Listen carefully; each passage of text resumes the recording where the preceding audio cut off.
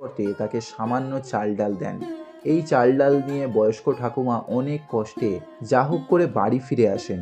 তবে বাড়ি ফিরে এসে তিনি রেবাতি রেবাতি করে চিৎকার করলেও রেবাতির কোনো সাড়া শব্দ শুনতে পাওয়া যায় না।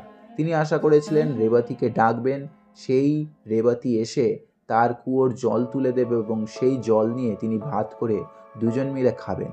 তবে রেবাতি যখন গলা পেলেন না, তিনি ভাবলেন হয়তো রেবাতি জ্বর কমে গেছে এবং সেই কারণে রেবাতি তাকে খুঁজতে গেছে বা পাশের বাড়িতে গেছে সামান্য চাল ডাল জোগাড় করার জন্য।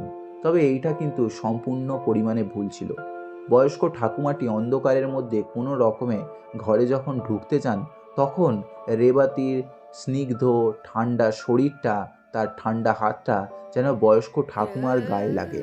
বয়স্ক ঠাকুমা ভয়ে যেন আঁতকে ওঠেন এবং তিনি বুঝতে পারেন রেবাতির শরীরে আর কোনো সাড় নেই। তিনি রেবাতির গায়ে